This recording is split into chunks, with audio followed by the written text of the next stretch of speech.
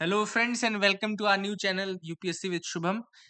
In this series or in this video, we are going to discuss about the editorials which are coming throughout the day. मतलब कि अभी तक क्या होता था कि अपन द हिंदू के एनालिसिस करते थे, उसमें द हिंदू की एडिटोरियल्स हम डिस्कस कर रहे थे, but there are many more editorials and explained pages which are coming on. For example Live Mint हो गया, कोश हो गए, इंडियन एक्सप्रेस है, TOI है, एंड इसके अलावा द फ्री जर्नल है. तो all these are giving very good editorials which can come in handy for your prelims as well as your mains examination and answer writing obviously and interview finally आपको वहां पे भी मदद मिलेगी. So we are going to discuss throughout the day जो भी अच्छे editorials हैं जो मुझे लग रहा है from exam point of view आपके लिए important है या फिर from the knowledge perspective आपके लिए important है. We are going to discuss one by one. तो जो पहला एडिटोरियल इस सीरीज में मैं आज डिस्कस करने वाला हूँ वो है government and RBI are disagreeing on the interest rates. सबसे पहली बात जो बेसिक है स्टैटिक पार्ट है वो मैं आपको बता दूं. आप सबको पता होगा मॉनेटरी पॉलिसी के बारे में. So what is this monetary policy? Monetary policy मतलब कि आरबीआई क्या करती है, इंटरेस्ट रेट को बढ़ाकर या इंटरेस्ट रेट को घटाकर इन्फ्लेशन को कंट्रोल करती है. मॉनेटरी पॉलिसी का सिंपल सा मतलब यही है कि इन्फ्लेशन को एक रेंज में रखना. उस रेंज को हम बोलते हैं इन्फ्लेशन टारगेटिंग, जो 4 ± 2% की होती है, 2% से 6% के बीच में होनी चाहिए. इतना बात आपको समझ में आनी चाहिए मॉनेटरी पॉलिसी के बारे में. अब ऑब्वियस सी बात है, जब आपको गवर्नमेंट को या जब आरबीआई को लगता है कि इन्फ्लेशन बहुत ज्यादा है तो वो इंटरेस्ट रेट को बढ़ा देती है, और अगर आरबीआई को लगता है कि इन्फ्लेशन इतना ज्यादा नहीं है और ग्रोथ बढ़ाने की जरूरत है तो वो इंटरेस्ट रेट को घटा देती है. ठीक है ना. बट अभी बहुत समय से इंटरेस्ट रेट को आरबीआई द्वारा घटाया नहीं गया है. उसी के ऊपर ये आर्टिकल लिखा है कि गवर्नमेंट का ये कहना है, what the government think is that, कि आरबीआई को जल्द से जल्द इंटरेस्ट रेट को कट करने की जरूरत है. फॉर एग्जाम्पल यहाँ पे अगर मैं आपको दो इंडिया के बड़े लोगों के नाम बताऊं, फाइनेंस मिनिस्टर जो निर्मला सीतारमण है, उनका आर्टिकल देखो, उनका कोट लिखा हुआ है कि our bank interest rates will have to be far more affordable now. तो उनका ये कहना है कि अभी भी जो बैंकिंग इंटरेस्ट रेट है वो अफोर्डेबल नहीं है, it is far too much. और अगर इतना ज्यादा है तो हम एक्सपैंड कैसे करेंगे? ऑब्वियस सी बात है, सपोज करो you are a business owner. अगर आप कोई बिजनेस ओनर हो तो आपको लोन लेना ही पड़ेगा. अगर आपको अपने बिजनेस को एक्सपैंड करना है या नया इन्वेस्टमेंट करना है तो आपको लोन लेना पड़ेगा. और लोन का इंटरेस्ट रेट अगर बहुत ज्यादा है, you will not be able to take that loan in that condition. दूसरा पीयूष गोयल का स्टेटमेंट है, देखो आपको लिखा है कि the central bank according to him shouldn't factor in the food inflation while taking a decision on lowering its policy interest. क्या होता है कि फूड इन्फ्लेशन जो है अमूमन ज्यादा आता है. उसका रीजन क्या है कि वो वोलेटाइल होता है, बहुत सारे फैक्टर्स पे डिपेंड करता है. फॉर एग्जाम्पल पेट्रोल के दाम बढ़ गए तो ट्रांसपोर्टेशन कॉस्ट बढ़ जाती है, आपका फूड फिर से महंगा हो जाता है.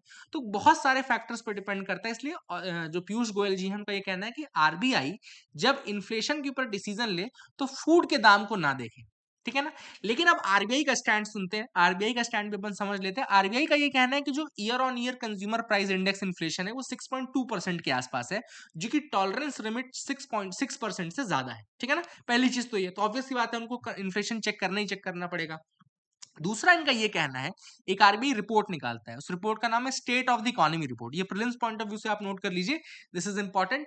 आरबीआई की रिपोर्ट है state of the economy report. इसमें उन्होंने कोर इन्फ्लेशन के बारे में बात की है. अभी ऊपर हमने पीयूष गोयल का स्टेटमेंट पढ़ा था. इसके बाद अब कोर इन्फ्लेशन पे जब हम आते हैं तो कोर इन्फ्लेशन वो इन्फ्लेशन होता है जिसमें हम फूड और फ्यूल के दाम नहीं इंक्लूड करते हैं. फूड और फ्यूल के मतलब दो जो वोलेटाइल चीजें हैं उनके दाम नहीं इंक्लूड करते हैं. कोर इन्फ्लेशन भी अपनी लिमिट से बढ़ता हुआ नजर आ रहा है. मतलब कोर इन्फ्लेशन ऐसा नहीं कि घट रहा है, अगर हम फूड और फ्यूल को हटा दें वो ही बढ़ रहा है. तो आरबीआई का कहना ये है कि आपका कोर इन्फ्लेशन भी बढ़ रहा है, आपका ओवरऑल इन्फ्लेशन भी अपनी रेंज को क्रॉस कर चुका है. ऐसे में हम किस तरीके से अपने इंटरेस्ट को घटा दें? Now you can tell me. तो अगर आप देखें वही आर्टिकल कह रहा है कि दोनों ही गलत नहीं. एक तरफ ग्रोथ वाला पर्सपेक्टिव भी है और एक तरफ इन्फ्लेशन वाला पर्सपेक्टिव भी है. बट अगर हम आरबीआई की तरफ से देखें तो वो बहुत सही बात है कि अगर आप इस तरीके के इन्फ्लेशन को चेक नहीं कर रहे हैं जो अभी 6.2 की रेंज में है तो ये बहुत जल्दी ओवरशूट भी हो सकता है. और एक टाइम ऐसा आएगा कि ये हमारी ओवरऑल इकोनॉमी को हर्ट कर सकता है, हमारे ओवरऑल कंजम्पशन को हर्ट कर सकता है एंड कॉर्पोरेट अर्निंग्स को भी हर्ट कर सकता है. तो this is what the RBI sing. I hope आप लोग को दोनों का स्टैंड समझ में आ गया होगा. What do you think should be done? आपको क्या लगता है कि आपके अकॉर्डिंग क्या करना चाहिए? क्या इंटरेस्ट रेट को वही रखना चाहिए या घटाने की जरूरत है? That your comment will be useful in that. ठीक है. I hope you will be able to give that. अब जो दूसरा एडिटोरियल हम डिस्कस करेंगे वो भी इंडियन एक्सप्रेस का है, 3 solutions for clean air. Now this is a very very good article. बहुत ही प्यारे सॉल्यूशंस मेंशन्ड है इसमें एयर पोल्यूशन को कंट्रोल करने के लिए. अशोक गुलाटी और रीना सिंह के द्वारा ये आर्टिकल लिखा गया है.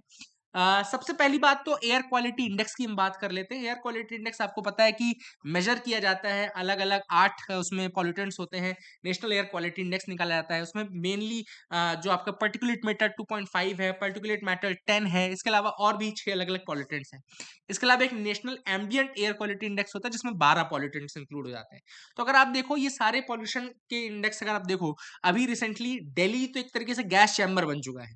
The air quality index has crossed 400 mark, बहुत ज्यादा, जो कि एक तरीके से 100 के ऊपर ही बहुत ज्यादा हो जाता है, लेकिन 400 तो अपने आप में इट्स अनटॉलरेबल, इसलिए मैं बोल रहा हूँ गैस चैम्बर बन चुका है। Now how can we fight this pollution? तो सबसे पहले अगर हम इस पोल्यूशन को टारगेट करना चाहते हैं या सही करना चाहते हैं, तो first thing is that you need A correct diagnosis of the problem. What you need is that a credible diagnosis of the problem, जो कि ये बताएगा कि क्या एग्जैक्ट रीजंस हैं। जब आपको एग्जैक्ट रीजंस पता रहेंगे तभी आप उनको सॉल्व कर सकते हो। सेकंड, एक बार रीजंस आपको पता चल गए, then you need appropriate policies and you need appropriate products to fight them. ठीक है ना? तो ऑथर ने सबसे पहले बोला कि भाई अभी अगर आप देखें, जो ठंड का टाइम होता है ये पोल्यूशन को बहुत ज्यादा बढ़ा देता है। रीजन बीइंग, ये हवा नहीं चलती है, बहुत ज्यादा हवा जब नहीं चलेगी, वेलोसिटी घट जाती है, तो जो पॉल्यूटेंट्स हैं वो हवा में हैंग करना, हवा में रुकना ज्यादा शुरू कर देते हैं, है ना? तो विंडी डेज कम हो जाते हैं ठंड में, इसी कारण से पॉल्यूटेंट्स बहुत ज्यादा दिनों तक फिर रहना शुरू कर देते हैं। अगर हम Indian Institute of Tropical Meteorology, जो कि पुणे में लोकेटेड है, उसकी माने तो जो दिल्ली है वहां पे 35.18% जो इन्फ्लेशन आता है वो स्टबल बर्निंग से आता है। स्टबल बर्निंग मतलब आपको पता होगा कि जब पैडी राइस हस्क जब ग्रो करते हैं तो वहां पे जो बचा हुआ पोर्शन उसको जलाते हैं, पंजाब और हरियाणा के क्षेत्रों में स्टबल बर्निंग कहलाती है वो। That is one of the major reasons. इसके अलावा जो दूसरे रीजंस हैं वो residential areas 3.9%, industries 4.6%, construction 2.4%, road dust 1.4%, दूसरे सोर्सेज 1.2%, एंड लगभग 30 से 35% का जो कंट्रीब्यूशन है वो नेबरिंग जो एरियाज हैं, गुरुग्राम, झज्जर, फरीदाबाद, गाजियाबाद, गौतम बुद्ध नगर, यहाँ से आता है। तो अब अगर हम डायग्नोसिस की बात करें तो देखो, अब इसमें जो रोड डस्ट है वो 1.4% ही है। अगर आप सारा एनर्जी रोड डस्ट को ठीक करने में लगा दोगे तो जो 35% स्टबल बर्निंग है वो अपने आप में निकल जाएगी। इसीलिए डायग्नोसिस करेक्ट होना जरूरी है ताकि आप सही पॉलिसीज बना सके। ठीक है? Now what you need to do, सबसे पहले अगर हम स्टबल बर्निंग पे कंसंट्रेट करें तो जो पंजाब हरियाणा में मेजर रीजन आया है इसका वो है पैडी कल्टीवेशन। बहुत ज्यादा फार्मर्स बहुत ज्यादा मात्रा में पैडी को कल्टीवेट करते हैं। डाइवर्सिफिकेशन करने की आवश्यकता है कि हम दूसरे खरीफ क्रॉप्स वहां पे ग्रो करें, पैडी को छोड़ करके। पैडी अपने आप में वहां पे ग्रो करने से मीथेन तो निकलता ही निकलता है, साथ ही उसके राइट जो बचे रहते पार्ट उसको फिर स्टबल बर्निंग में जलाया जाता है। तो ऑथर ने यहाँ पे बताया कि हरियाणा और पंजाब के फार्मर्स जो हैं वो, उनको अगर आप डाइवर्सिफाई करने की कोशिश करेंगे, चाहे कुछ मॉनेटरी इंसेंटिव्स आप उनको दे करके करें, चाहे आप उनको कुछ सब्सिडी प्रोवाइड करें दूसरे क्रॉप्स में, या चाहे आप उनको एमएसपी दूसरे क्रॉप्स में बढ़ा के दें, ताकि वो पैडी से दूसरे क्रॉप्स में शिफ्ट हो जाएं। जब पैडी ही नहीं ग्रो करेंगे तो स्टबल बर्निंग नहीं होगी, स्टबल बर्निंग नहीं होगी तो पोल्यूशन कम हो जाएगा। दूसरा जो ऑथर ने सजेशन बताया है वो भी देख लेते हैं। let me tell you that the second solution is expedite the implementation of Delhi's electric vehicle policy। जो पॉलिसी इन्होंने दिल्ली की इलेक्ट्रिक व्हीकल पॉलिसी बनाई है, जिसमें इन्होंने कहा था कि 25% जितने भी नए व्हीकल्स हैं 2024 तक वो इलेक्ट्रिक व्हीकल्स के होंगे, है ना? उसको फिर एक्सटेंड करके इन्होंने 2025 कर दिया, है ना? फिर ईवी 2.0 पॉलिसी भी इनकी बची हुई आनी। तो सबसे इंपॉर्टेंट ये है कि इलेक्ट्रिक व्हीकल्स की तरफ जाना शुरू करें। और एक जो प्रॉब्लम आती है इलेक्ट्रिक व्हीकल्स में, shortage of the charging points. जैसे पेट्रोल पंप आपके हर जगह है, डीजल पंप आपके हर जगह है, चार्जिंग पॉइंट्स इलेक्ट्रिक व्हीकल्स के लिए भी हर जगह पे आप अगर बनाओगे तो लोग ज्यादा इसको अपटेक करना शुरू करेंगे, ज्यादा तेजी से लेना शुरू कर देंगे। ठीक है ना? So that is the second issue, and इसको सॉल्व कैसे करना है। The third policy action which the author mentions here is that you have to follow some innovative technologies. आपको कुछ इनोवेटिव टेक्नोलॉजीज लाने की आवश्यकता है। जैसे कि यहाँ पे देखो लिखा हुआ है कुछ technology, install the vacuum cleaning towers, जिनको स्मोक टावर्स बोलते हैं। ठीक है ना? वहां से पोल्यूशन घटेगा। मतलब न्यू टेक्नोलॉजीज का यूज करो, न्यू टेक का यूज करो, दूसरे कंट्रीज से आप एग्जांपल लो, वहां पे क्या किया गया है, और ऐसे एग्जांपल्स को यूरोप से ला करके आप उनको इंस्टॉल करो ताकि वहां से आपका पोल्यूशन कम हो सके। So these are the three methods which the author has mentioned in this article. The problems have been mentioned, the solution have been mentioned. I hope you got clarity, I hope आपको समझ में आ गया होगा। ठीक है ना? Now, what a Supreme Court ruling on taxing the Catholic clergy could mean for the community. Now, this is a very good article. P. John Kennedy के द्वारा ये आर्टिकल लिखा गया है. अब यहाँ पे सुप्रीम कोर्ट का भी रिसेंटली क्या हुआ, मैं आपको बताता हूँ इशू क्या है.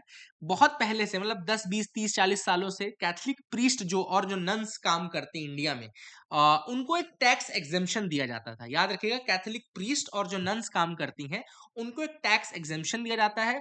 ये मिड 20th सेंचुरी से स्टार्ट हुआ था, 1950s के आसपास शुरू हुआ था. एंड इस एग्जेम्पशन से बेसिकली ये रिकॉग्नाइज किया जाता था कि उनका एक सोशल कंट्रीब्यूशन है प्रीस्ट का और नन का, है ना, और वो मॉडेस्टी से अपना जीवन बिताते हैं. उनका रोल स्कूल्स में है, हॉस्पिटल्स में है. एंड चूंकि वो प्रीस्ट और नन की तरह काम करते हैं, therefore they are taking the oath of poverty also. उनकी अर्निंग डायरेक्टली उनके ऊपर खर्च नहीं होती, प्राइवेट इनकम के रूप में नहीं गिनी जाती है. और ये माना जाता था कि उनकी जो अर्निंग भी है वो दूसरों के ही भले के लिए वो लगा रहे हैं. ठीक है ना. तो this was the thinking behind that. ठीक है. तो इसको जस्टिफाई किया जाता था एग्जेम्पशन को ये बोल करके कि जो क्लर्जी में काम कर रहे हैं, जो नन्स हैं, जो प्रीस्ट हैं, ये उनको उनकी पर्सनल इनकम नहीं है. This is not their personal private income. और इसको ये माना जाता था कि ये सपोर्ट बस उनको एक तरीके से मिल रहा है and they are working as a non for profit status है उनका. लेकिन अभी जुडिशियल जो इंक्वायरी हुई उसके बाद सुप्रीम कोर्ट ने इस एग्जेम्पशन को 7 नवंबर को ओवरटर्न कर दिया है. This a very big decision, इसको याद रखिएगा. इट कैन मतलब reshape the status of equality and secularism in India. अगर आप देखें तो सुप्रीम कोर्ट का ये कहना है कि टैक्स इक्वालिटी जो है वो सब पे बराबर से लागू होती है. मैं यहाँ पे रीड कर देता हूँ कि reasoning that tax equality must apply regardless of the religious vows और लाइफस्टाइल. आपने क्या रिलीजियस कसम खा रखी है या आप क्या लाइफस्टाइल जी रहे हैं, इससे इंपैक्ट नहीं पड़ता है. अगर आपको इंडियन प्रिंसिपल ऑफ सेक्युलरिज्म पे विश्वास है तो वहां पे कोई भी एग्जाम्पशन, कोई भी किसी तरीके का एग्जाम्पशन किसी एक पर्टिकुलर रीजन को नहीं दिया जा सकता. एंड सबको बराबर इक्वल ट्रीटमेंट मिलना चाहिए. There should be equal treatment of all the persons in front of the law. And जो टैक्स लॉज हैं वो किसी को भी उनके रिलीजन के बेसिस पे या उनके ऑक्यूपेशन के बेसिस पे या उनके इंटेंशन के बेसिस पे क्लासीफाई नहीं करता है.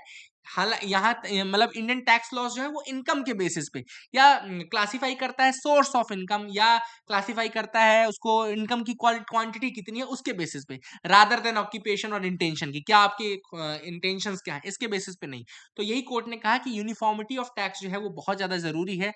एंड इंडिया का जो स्पेशली जो प्लूरलिस्टिक नेचर है उसको ध्यान में रखते हुए हम बिल्कुल ये नहीं कर सकते कि किसी एक पर्टिकुलर रिलीजन को ज्यादा फायदा दे, किसी एक पर्टिकुलर रिलीजन को कम फायदा दे. ठीक है ना.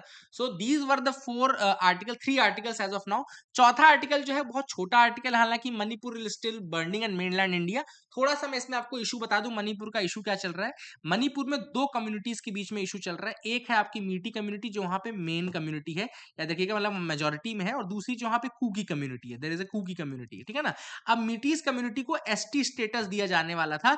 इस कारण से पूरा विवाद शुरू हुआ. क्योंकि कम्युनिटी का ये कहना था कि ऑलरेडी जो मीटी कम्युनिटी है it is having a virtuous status there, ये मेजोरिटी में है, और उस ऊपर से अगर आप इनको अब एसटी स्टेटस अगर प्रोवाइड कर दोगे, शेड्यूल्ड ट्राइब स्टेटस दे दोगे, तो इट विल फर्दर उनके जो डिफरेंसेस उनको और ज्यादा बड़ा कर देगा.